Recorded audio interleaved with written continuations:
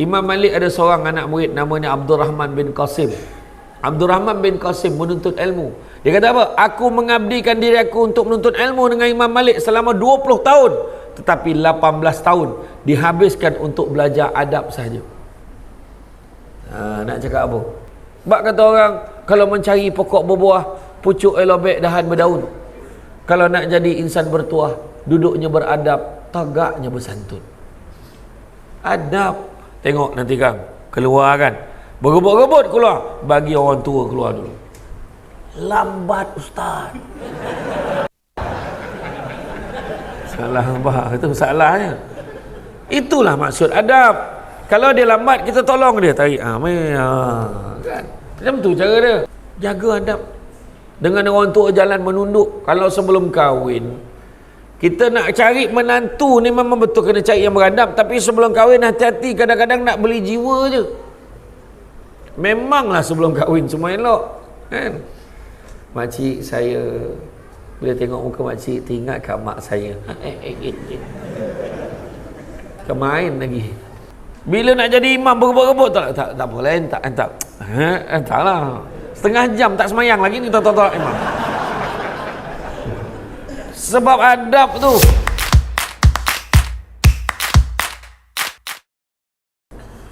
A'udzubillahi minasyaitonirrajim. Bismillahirrahmanirrahim. Assalamualaikum warahmatullahi wabarakatuh.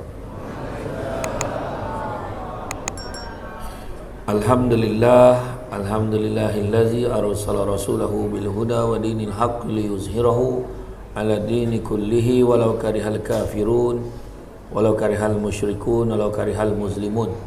Subhanaka la ilma lana illa ma 'allamtana innaka antal alimul hakim. Rabbi shrah li sadri wa yassir li amri wahlul 'uqdatam min lisani yafqahu qawli. Alhamdulillah, syukur kepada Allah Subhanahu wa taala, segala puji bagi Allah Tuhan sekalian alam. Selawat dan salam ke atas junjungan besar Nabi Muhammad sallallahu alaihi wasallam.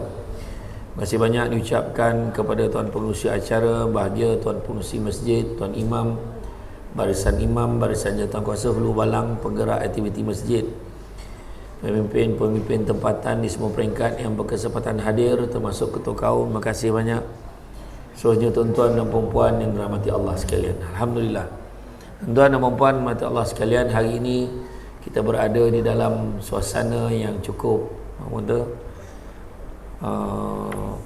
cukup tenang lah, cukup tenang, dan keadaan kita berada di masjid, di rumah Allah, yang mana Nabi sebut barang siapa yang mengikuti jalan-jalan ke majlis ilmu, maka Allah akan anugerahkan kepadanya jalan-jalan ke syurga. Amin. Hari ini kita membicarakan tentang rumahku syurgaku. Rumahku syurgaku.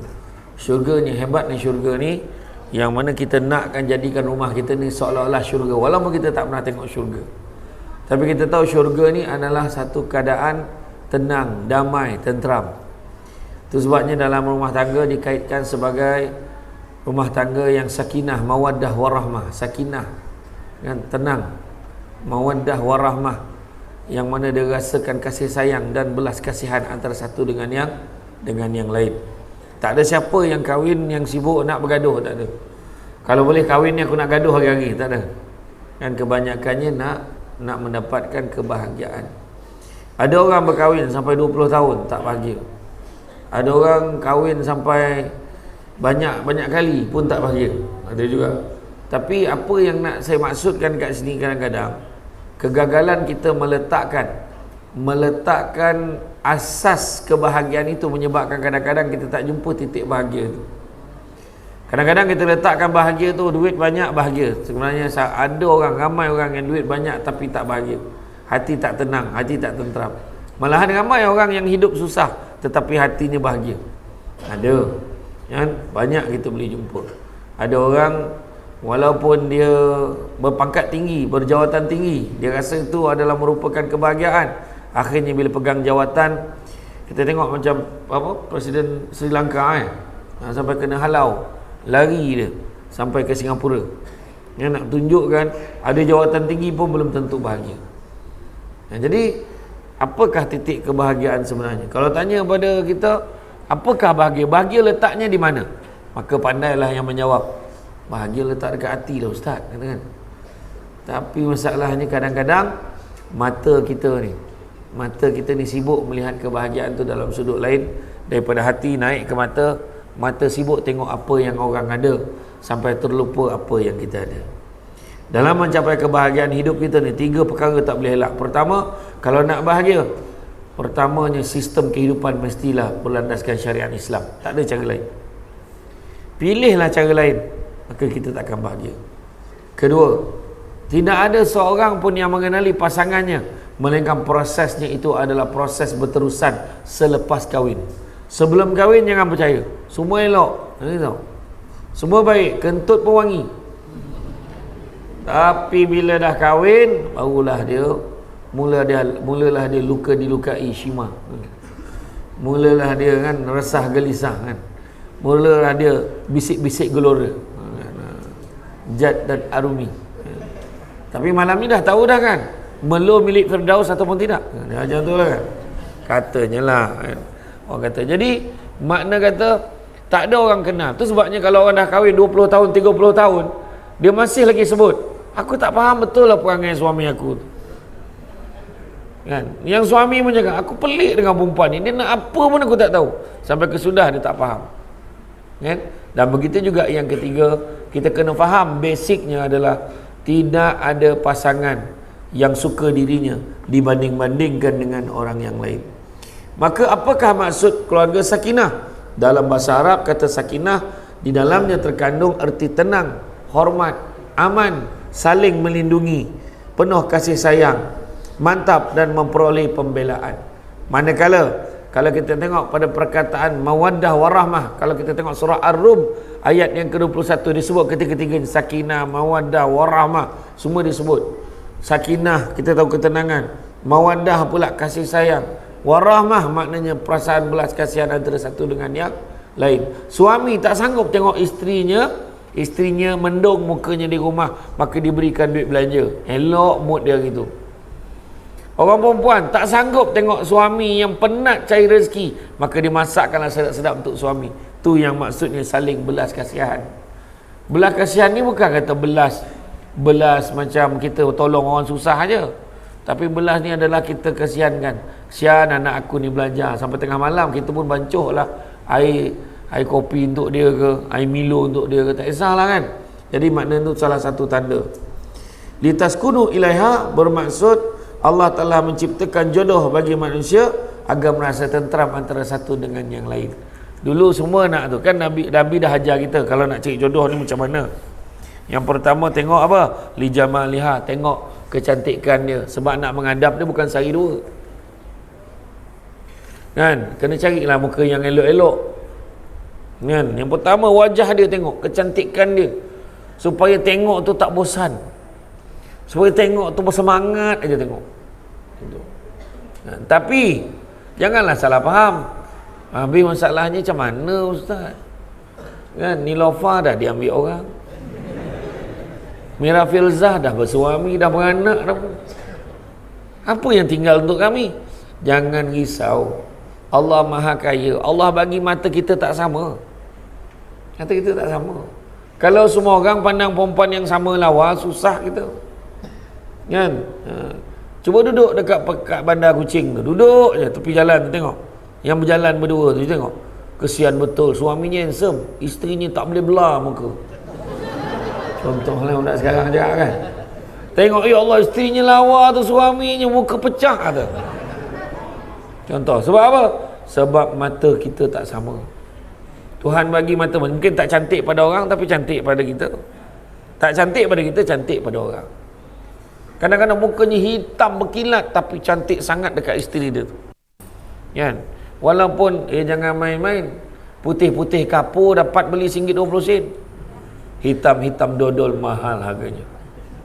Itu sebabnya Samsul Debat pun bukan putih sangat. Kan? Tapi orang panggil kategori sawo matang lah macam tu kan. Ayat lah. Agaknya lah macam tu. Petang tadi saya, bukan petang, pagi tadi saya minum di King Laksa. Keluar tu nak bergambar boleh. Jangan salah orang kan. Dia adalah kenal. Siapa? Adi Putra. Saya kata bukan. Wallahi tak bohong ni. Betul. Saya kata salah orang ni. Lepas tu dia tag saya dekat dalam tu, baru dia ada tulis gambar, bukan Adi Putra, bukan Samsul Yusof, bukan Mak Kilau, dia kata. Abang sabarlah.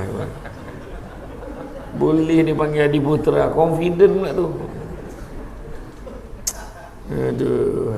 Jadi mana kata kalau kita tengok ni dalam hal ini, mana semua orang nak mengejar kebahagiaan dalam hidup, nak mengejar kebahagiaan hidup kan. Yang pertama, tengok li jamaliha, tengok kecantikan dia. Lepas tu tengok keturunan dia, keturunan yang baik-baik ke tidak.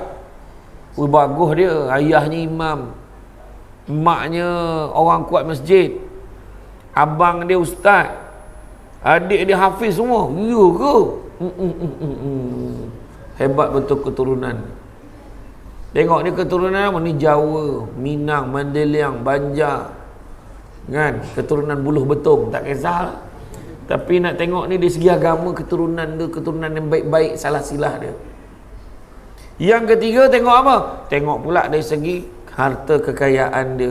Makna bolehlah kalau lelaki tu adalah kedudukan dia kukuh, mampulah, bolehlah nak membela anak kita ni.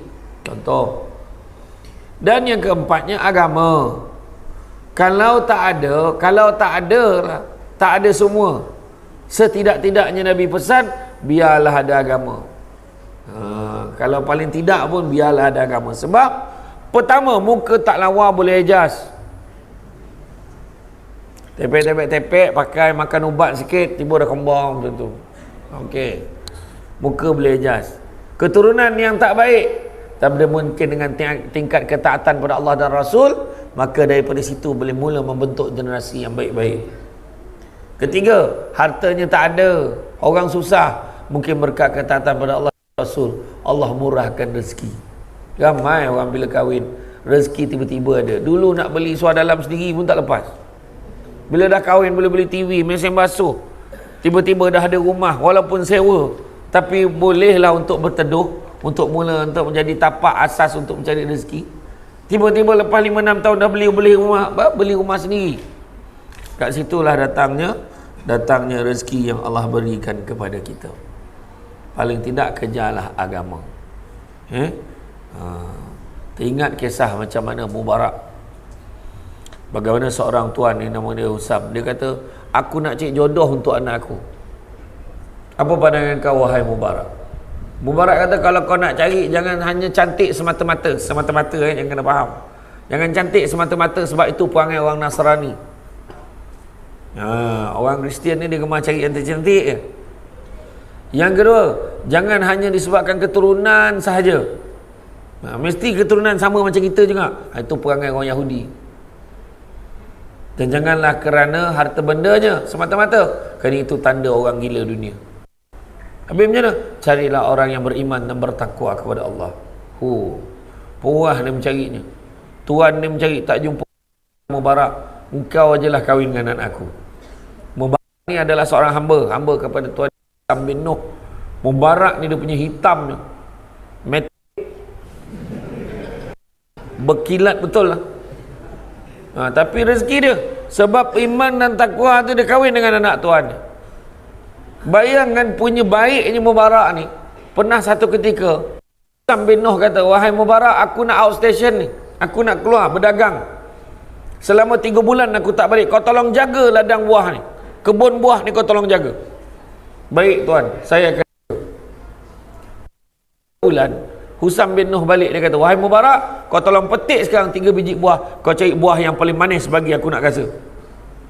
Dia ambil 3 biji buah, dia makan. Buah pertama masam, buah kedua masam, apa ni, buah ketiga masam. Macam mana kau jaga Mubarak? 3 bulan aku bagi kau jaga, kau tak tahu ke mana manis mana masam? Demi Allah, kau pesan kat aku suruh jaga, kau tak pernah suruh aku rasa. Nak tunjuk amanah hanya Mubarak ni. Cuba kalau kita jaga ladang penuh dengan durian Musang King, Blackthorn kan, IOI, D34, Kim Hong macam. Kebetulan jaga kebun buah, buat balik memeh rasa, makan sama-sama kenuri kan. Tu kita termasuk yang bercakap ni kan. Tapi dia jaga amanah tu sampai ke tahap dia tak rasa pun. Nampak tak? Tu sebab dia dipilih. Contoh, jangan kita tengok, oi lawa betul kereta dia. Ibu tanya macam-macam. Kereta menjala tu. Bila datang tu pakai kot, tali leher besar sejadah. Gila betul. Punya teruk cik nantu punya tu. Kan? Janganlah melampau sangat. Kan? Tanya sikit-sikit sudahlah. Ni betul nak kahwin dengan anak saya, betul. Baca Fatihah sikit. Oh, macam tu lah. Kan? Saya nervous lah. Oh la ilaha illallah, Fatihah pun nervous. Nak dengar. Alham, macam mana ada ala pula? Baca betul-betul. Alhamdulillahi Rabbil Alamin, Ar-Rahmanir Rahim, Maliki Yaumiddin. Bagus betul dah. Apa surah yang kamu boleh baca? Surah favorit saya Al-Kausar.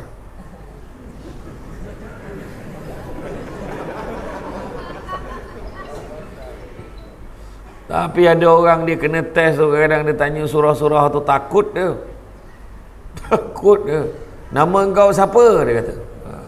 Ikut nama. Nama kau siapa? Nama saya Kausar. Kau baca surah Kausar. Nama kau siapa? Yang seorang tu, nama dia Yasin. Yang seorang tu, yang seorang tu nama dia Anas. Kan? Yang dia Kausar, Yasin, Anas. Yang Anas baca, kau baca surah An-Nas. Qul a'udzu birabbin nas, malikin nas, ilahin nas. Yang seorang, yang Yasin tu dah fikir mati aku ni. Kau nama kau siapa? Nama saya Yasin, tapi mak ayah saya panggil saya Qul Huwallahu Ahad.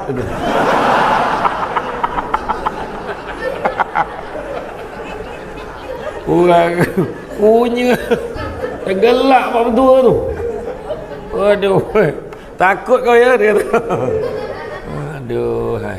Adalah, tapi betul lah. Tengok ni penilaian, ini tanya gaji berapa. Sekali memang betul menantu tu kaya, tapi hari-hari dipijaknya anak kita, ditampaknya, dideranya. Duit banyak tapi gila. Ada orang macam tu. Susah nak cari. Kan? Tapi itulah penilaian yang paling bagus, agama. Berapa juzuk dah hafal? 15. Oh, bahaya. Hafal 15 juzuk tapi buka tudung, buka baju. Main-main sekarang ni. Tapi percayalah, saya tak yakin membohong atau 15 juzuk. Kita tidak. Kalau perangai orang hafal Quran tak macam tu. Kan? Mungkin dia pernah hafal, mungkin. Pernah hafal. Ataupun dia pun dah confuse antara juzuk dengan huruf. Pening kepala. Saya tak cakap orang Malaysia ni, tahu orang mana lah, Afrika ke mana tak tahulah. Kan? Jadi nak bahagia dalam hidup kita ni, kan? Bukan apa. Kalau kita tengok keadaan sekarang ni, keadaan sekarang dekat dalam dunia kita hari ni semakin mencabar. Sebab apa? Kita mengalami satu krisis yang sangat hebat, iaitu dinamakan sebagai krisis adab. Adab sangat kurang sekarang. Sangat kurang. Minta maaf cakap. Kita tengok kadang-kadang ada orang, jiran dia sampai dah mati dalam, dekat Putrajaya, bayangkan, jiran dalam rumah dah meninggal dunia 5-6 hari dah, baru tahu. Kenapa jadi macam tu? Di sekolah PDPR, cikgu tu buah manggil, berapa ramai kelas hari ni, seorang pun tak nyaut. Cikgu tu krik-krik seorang-seorang. Kenapa tak on kamera ni? Dah habis data cikgu, wahal main game. Krisis apa? Krisis adab. Kan? Tak hormat pada guru, krisis adab. Tak hormat pada orang tua, krisis adab. Kan? Macam yang tu, yang buka baju tu, buka baju tadi, tak ada adab lah tu. Kan? Ada tahap-tahap lah, sampai dah menghina agama. Ada sekor lagi yang seorang buat lawak agak atas pentas tu, ada sekor lagi. Bercakap apa pasal agama Islam, bercakap pasal menghina pasal keturunan tertentu. Apa masalah dia? Dah tak ada bahan dah. Kan? Dah tak ada bahan dah kot agaknya. Kan? Jadi itu sebabnya krisis apa namanya? Namanya krisis adab. Itu sebab Nabi ajar. Nabi kata apa? Nabi kata ta'dibu auladukum bisalasati asya', dia kata. Ta'dibu ni maksudnya mendidik. Didiklah anak-anak kamu, tapi penggunaan ta'dibu tu menggambarkan didik dengan adab. Adabkan anak-anak kamu tu. Didikkan anak-anak kamu tu dengan 3 perkara. Pertama apa? Bihubi Rasulillah sallallahu alaihi wasallam. Ajar dia sayang Nabi. InsyaAllah datang masjid ni, insyaAllah ada harapan diadabkan untuk sayang Nabi, insyaAllah. Saya difahamkan tu, saya tak boleh tolak tu. Ceramah kat masjid Nurul Ihsan, apa nama? Nurul apa? Oh, Nurul Khair. Saya difahamkan tak boleh tolak ni ceramah kat sini. Sebab difahamkan bahawa jemaah untuk subuh pun macam ni lah ramai ni. Saya dengar macam tu lah. Tapi macam tu peranjatnya tak ada tu dah.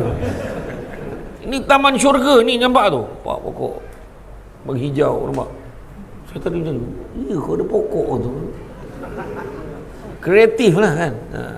Nak bagi sejuk mata memandang. Bawa ke masjid, apa susah? Bawa isteri, bawa anak, bawa semua datang ke masjid. Sama-sama membudayakan hidup kita ke masjid. Itu penting tu. Datang ramai-ramai, datang ramai-ramai, bawa duit banyak-banyak, sumatkan dalam tabung. Ya, cahaya yang paling baik, Nurul Khair. Datang lah kan. Adabkan dengan sayang Nabi. Macam mana nak sayang Nabi? 2 perkara. Pertama, kalau sayang aku, Nabi sebab apa? Faman ahabba syai'an aktsara bi zikri.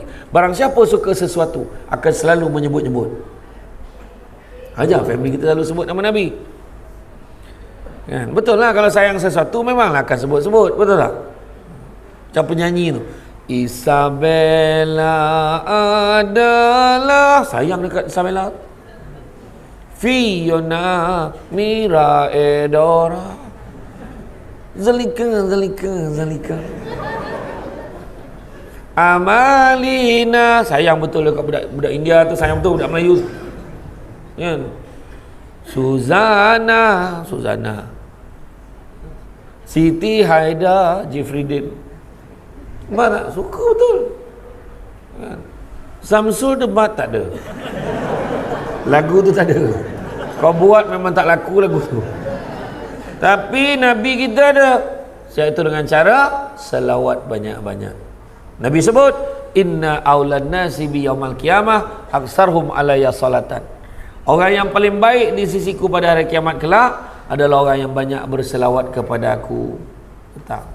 Tadi lepas mayang tadi kan, Assalamualaikum warahmatullahi wabarakatuh, Assalamualaikum warahmatullahi wabarakatuh, zikir doa, walhamdulillah bil alamin, sallallahu ala Muhammad, selawat semua kan, sebut nama Nabi.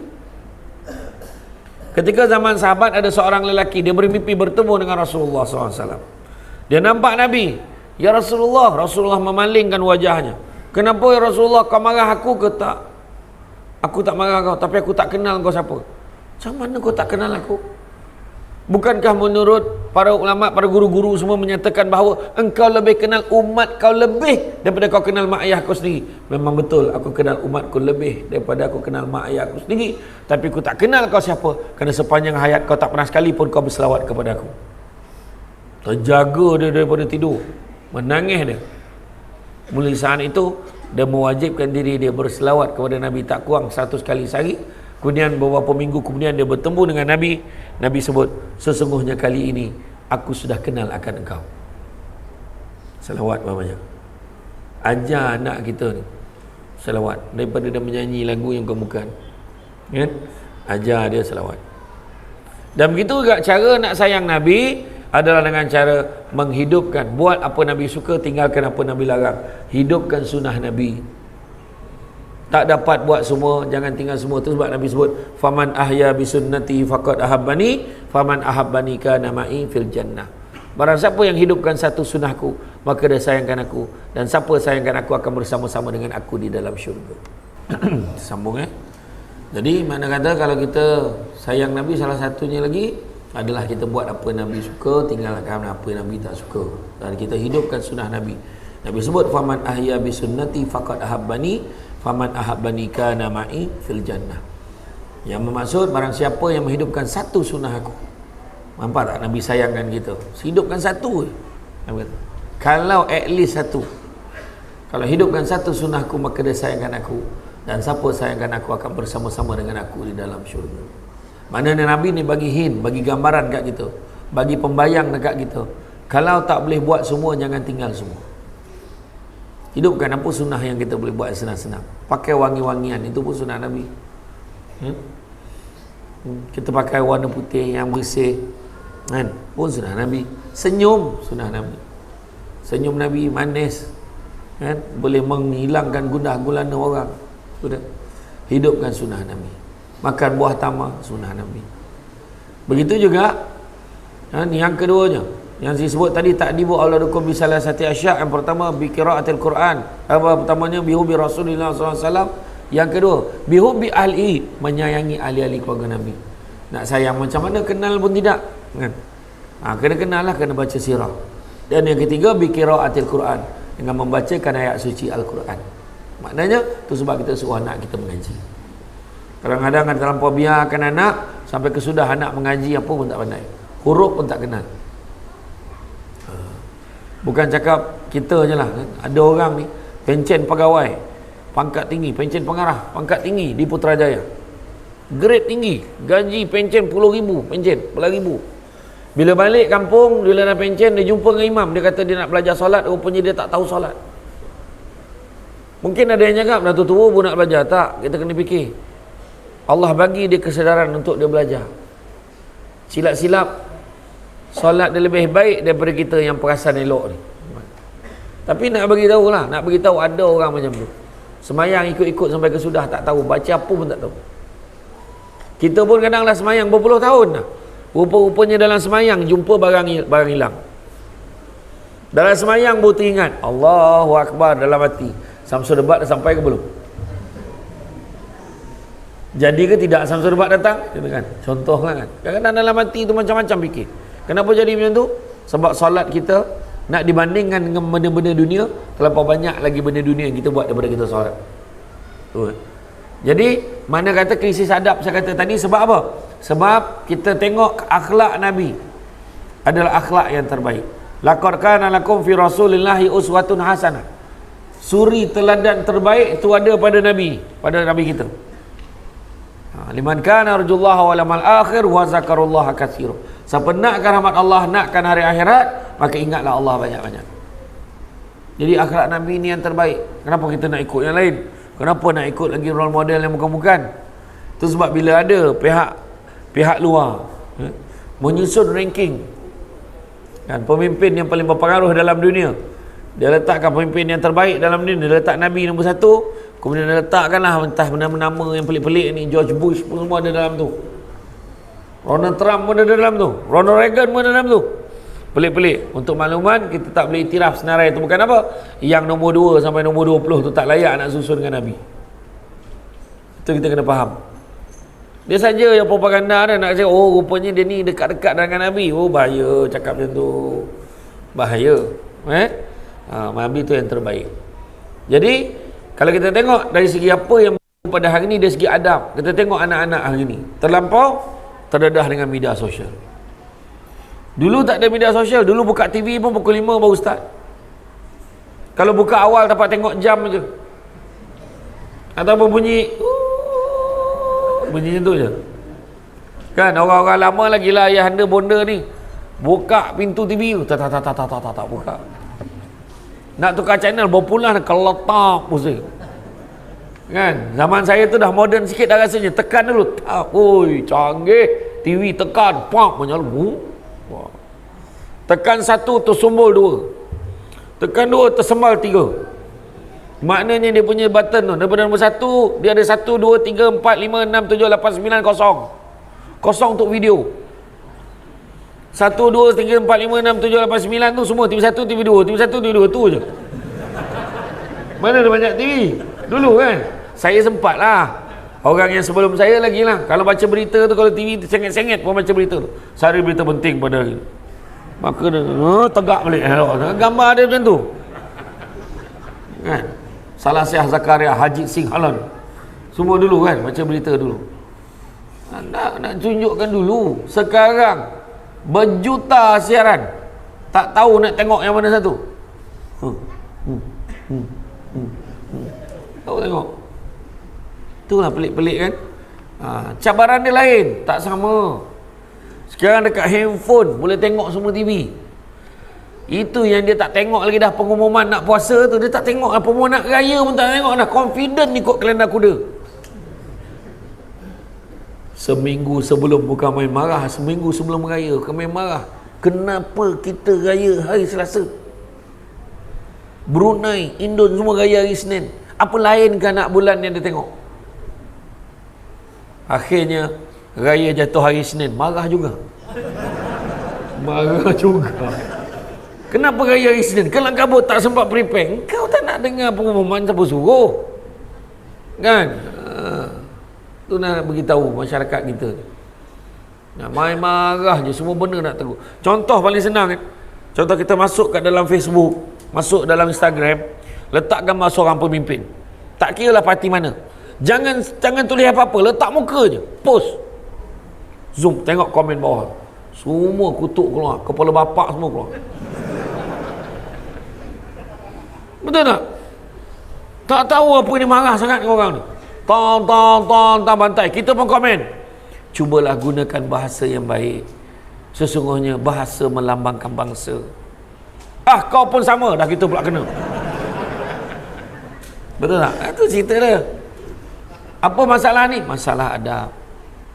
Yang sebenarnya budi bahasa boleh je cakap elok-elok. Kan? Cuba tengok dulu. Kalau nak mengaji Quran macam mana, hantar. Bawa anak ni jumpa tuan guru ni. Tuan Imam, minta tolonglah Tuan Imam, tolonglah ajar anak saya mengaji ni. Tuan Imam pun cakap, saya bukan apa, anak murid saya ramai dah ni. Saya tak janjilah, susah, nantilah saya fikir. Tolong sangat ni Imam, tolonglah. Macam tu adab dia. Yelah, kalau dah percaya dengan saya cubalah. Lepas tu Imam nihar rotan. Kalau anak saya buat nakal ke apa semua, rotan lah, jangan mati sudah.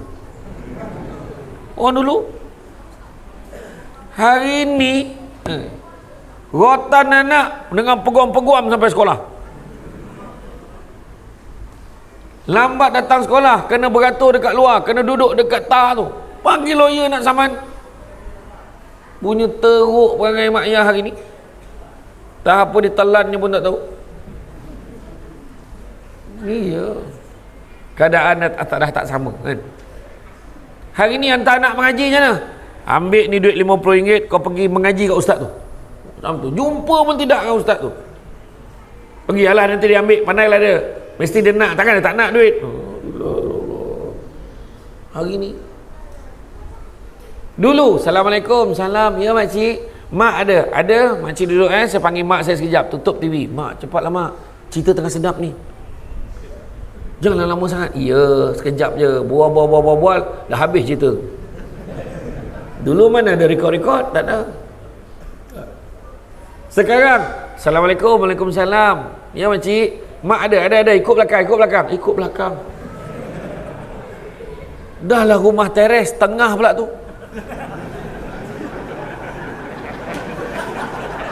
Ikut orang belakang ketuk-ketuk, rumah India mana pula ni? Salah rumah dah. Sekarang dengan dulu beza. Adab. Tu sebab disebut makan sirih berpinang tidak, pinang ada di kota Melaka. Makan sirih mengenyang tidak, tegah dek budi dengan bahasa. Kita tengok macam mana Imam Syafi'i nak belajar dengan Imam Malik macam mana. Dia nak belajar dengan Imam Malik. Imam Malik ni bila sampai, Imam Syafi'i sampai, boleh tak aku nak bertemu dengan Imam Malik, aku nak berguru dengan dia. Utusan pada Imam Malik bagi tahu, kamu budak nak belajar dengan Imam Malik sekejap ya. Aku tanya Imam Malik sekejap. Wahai Imam Malik, kat luar tu ada seorang budak, Imam Syafi'i lah. Budak tu kat luar tu, dia kata dia nak berguru dengan kau. Kau cakap dengan dia, suruh dia baca dulu kitab Muwatta' aku tu. Kitab Muwatta' tu adalah himpunan hadis-hadis Nabi. Lebih 3,000 hadis Nabi yang dihimpunkan dalam kitab Muwatta' tu. Kau cakap dengan dia, suruh dia baca dulu. Jadi utusan dia pun keluar. Begini, Imam Malik pesan suruh baca dulu kitab Muwatta' dia tu. Kitab Muwatta ni dia dah susun balik daripada orang terdahulu. Macam ni, tolong sampaikan pada Imam Malik, kitab Muwatta dia tu dalam kepala aku, kata Imam Syafi'i. Biar betik. Macam tu, itu saya tambah tu, tak ada takat yang tu. Masuk dalam cerita, wahai Imam Malik, budak tu kata kitab Muwatta tu dalam kepala dia. Ya betul. Keluar Imam Malik. Benarkah apa yang aku dengar? Bahawa kitab Muwatta aku tu dalam kepala kamu? Benar. Cuba kau baca muka surat ni. Dia tebuk muka surat tu sebiji. Tebuk muka surat ni sejibi. Tebuk muka surat ni sebijon. Sama. Untuk makluman semua, tebal kitab Muwatta Imam Malik ni tebalnya antara 5 ke 7 kali Quran. Yang mana Imam Syafi'i menghafalnya dalam tempoh 9 ke 15 hari sahaja. Jangan bandingkan kita lah. Membalun ikan tubuh masin berapa banyak? Telur masin tu je berapa banyak makan? Kepala ikan talan pakai sudah kan? Dan Imam Syafi'i pada bulan Ramadan dia khatam Quran berapa kali? 2 ke 3 kali sehari. Itu dia Imam Syafi'i. Imam Malik ajar apa yang paling penting? Paling besar sekali pengajaran Imam Malik adalah menyentuh soal adab. Imam Malik kata, biar ilmu sikit tapi jangan tak ada adab. Itu pesannya. Katalah saya dengan imam, dengan beberapa imam dan AJK Masjid duduk dekat satu kedai. Kedai mi kolok. Sedang kita makan mi kolok daging kicap tu, tengah makan, lalu seorang anak dara sambil menunduk di tepi meja kita tu, dia kata, tumpang lalu bang, terangkat kopiah. Hoi, dia kata, tumpang lalu abang, katanya. Tumpang lalu bang. Terus saya tanya imam, mam, tu anak siapa tu mam? Anak siapa kita tanya? Sebab adab. Kita tak tanya dia gaji dia berapa, dia sekolah mana ke, dia bekerja kat mana. Tak tanya. Kita tanya anak siapa. Anak siapa. Sebab adab. Tapi kalau tengah tu tiba-tiba lalu satu kereta besar, zapang dah terperanyat gitu. Dia turun, woi, dia tanya, woi, rumah imam mana? Yang dia tanya imam tu. Rumah imam mana, rumah imam? Sebab tak ada adab, imamnya entah, tak tahu bertanya orang lain. Sebab tak ada adab. Tu cerita dia. Kita kena jaga adab. Imam Malik ada seorang anak murid namanya Abdul Rahman bin Qasim. Abdul Rahman bin Qasim menuntut ilmu. Dia kata apa? Aku mengabdikan diri aku untuk menuntut ilmu dengan Imam Malik selama 20 tahun.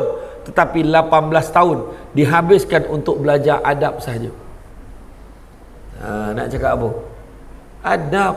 Tengok nanti kan, keluar kan, berebut-rebut keluar, bagi orang tua keluar dulu. Lambat ustaz. Salah apa? Itu salahnya. Itulah maksud adab. Kalau dia lambat, kita tolong dia, tarik kan?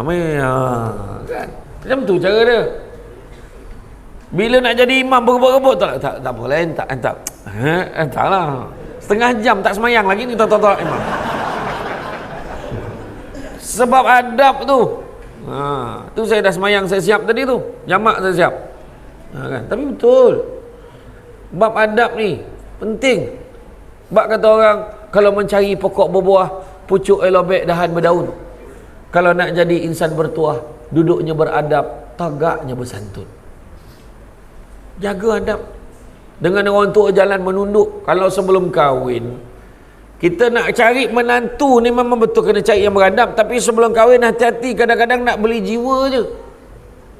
Memanglah sebelum kahwin semua elok kan? Makcik saya, bila tengok muka makcik, teringat kat mak saya. Kemain lagi.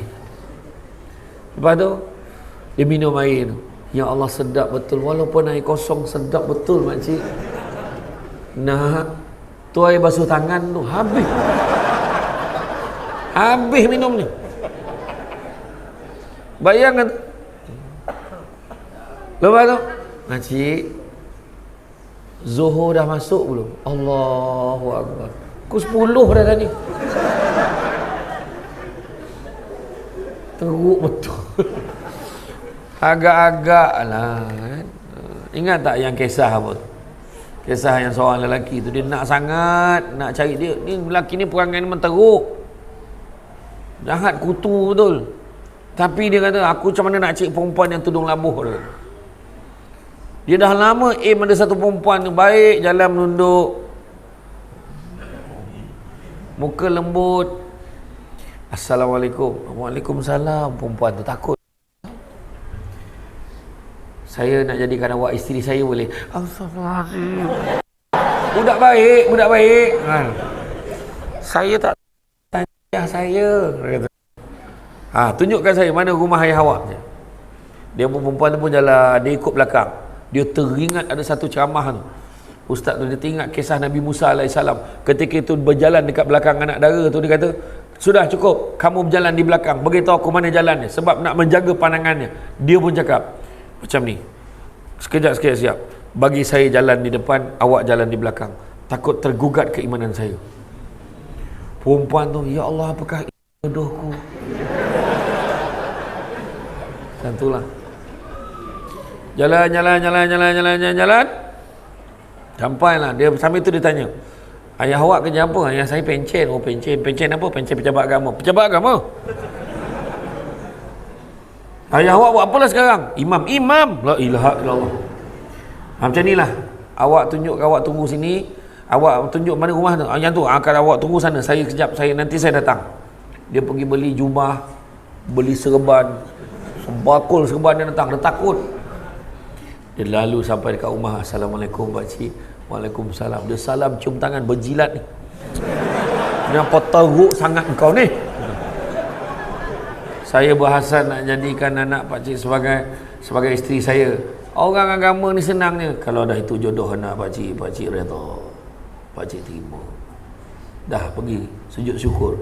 Sujud, terajun sujud ni. Tapi dia sepanjang waktu dia semayang dekat masjid, dia tak ada semayang kat rumah sebab dia takut orang nampak dia semayang, dia tak apa pandai. Dia semayang kat masjid, dia ikut orang. Ayahnya tak puas hati. Ayahnya yang imam ni pun datang waktu bertugas. Dia tiap-tiap waktu pergi masjid. Malam ni kamu jangan semayang kat masjid, semayang kat rumah. Semayang kat rumah. Lepas tu dia kata, ayolah, insyaAllah malam ni semayang kat rumah. Lepas tu bini dia pesan, abang hati-hati.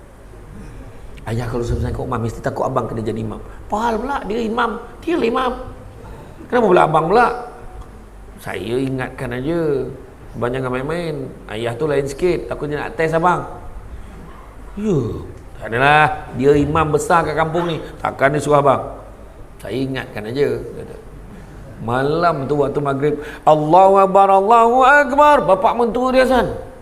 Wah, kacau ni. Wah, lepasnya aku mesti komat. Dia nak komat, tak payah. Ayah dia pula yang komat. Allahu Akbar, asyhadu la ilaha illallah. Dia dah pandang bini dia. Dah cakap dah siang tadi, degil. Lepas tu, ayah siapa nak jadi imam ni? Berapa ramai jantan dalam rumah ni? Kau nak jadi imam? Dia pun ke depan. Bapak mentua belakang, isteri dengan mak mentua belakang sekali.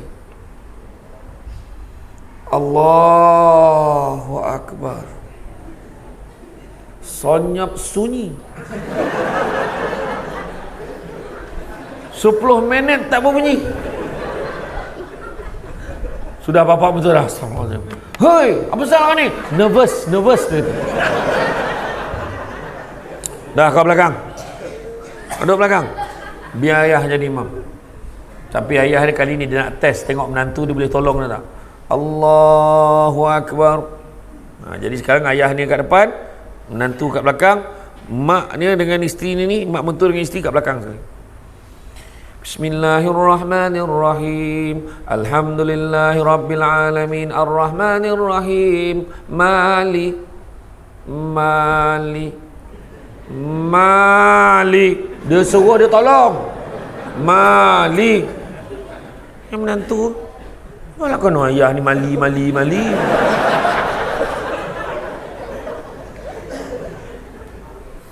Bini kat belakang cocok pinggang laki dia. Maliki yaumiddin.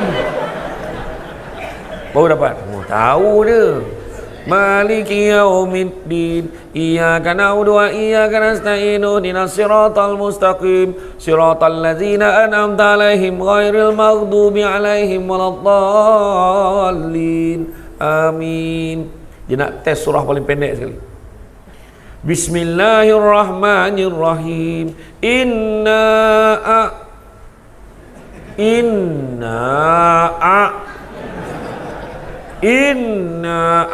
ni tak tahu. Yang menantu tu tadi Mali ni na'a pula dia.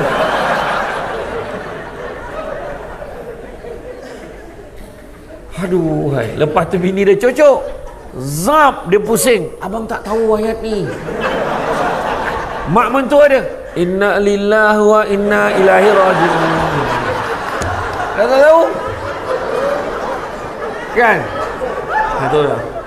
Itu sebabnya kena belajar. Kena belajar. Apa-apa pun kena belajar. Nak selamat dalam rumah tangga kita. Pertama, ni yang terakhir saya nak share. Jaga 5 kunci. Kunci rumah, kunci pejabat, kunci kereta, kunci syurga, kunci spare. Kunci rumah, sistemkan keluarga kita ikut sistem Islam. Kunci pejabat, cari rezeki yang halal. InsyaAllah yang halal itu cukup buat kamu, kata Nabi. Yang ketiga, kunci kereta, hala tuju nak bawa keluarga kita naik kereta ni, biarlah ke arah yang diredai oleh Allah Subhanahu Wa Taala. Keempat, kunci syurga, nak masuk syurga ada satu tiket dia rahmat Allah. Nak dapat rahmat Allah, amal ibadah banyak-banyak, bawa family kita datang masjid. Dan yang kelima, kunci spare. Apa maksud kunci spare? Suami ada kunci, isteri ada kunci, anak-anak ada kunci.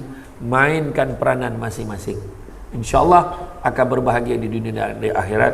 Saya petik satu kata-kata, satu ayat dari surah Asy-Syura ayat 20. Allah beritahu, barang siapa yang mengejar keberuntungan akhirat, nescaya kami akan tambahkan keberuntungannya itu. Maknanya dunia pun dapat. Namun barang siapa yang mengejar keberuntungan dunia, nescaya kami akan berikan sebahagian saja daripada keuntungan dunia itu, dan takkan ada satu bahagian pun untuknya di akhirat kelak. Jadi mana nak? Kejar akhirat, dunia pun dapat. Tapi kalau kejar dunia, sebahagian saja, akhirat langsung tak dapat apa. Jadi tuan-tuan dan puan-puan rahmati Allah sekalian, cukup setakat itu insya-Allah. Mudah-mudahan, saya faham tu, orang nak semayang kan. Jadi insya-Allah kita jumpa lagi. Bak kata orang, sepandai-pandai tupai melompat, akhirnya jatuh ke tanah jua. Walaupun perkongsian sudah tamat, mudah-mudahan meresap ke dalam jiwa. Budak-budak membawa galah nak berjolok buah berangan. Kalau ada silap dan salah, dikata tidak, dicaci jangan. Tenang-tenang air di laut, sampan kelok mudik ke Tanjung. Hati terkenang, mulut menyebut, jasa baik tuan-tuan dan puan-puan menyemput, rasa nak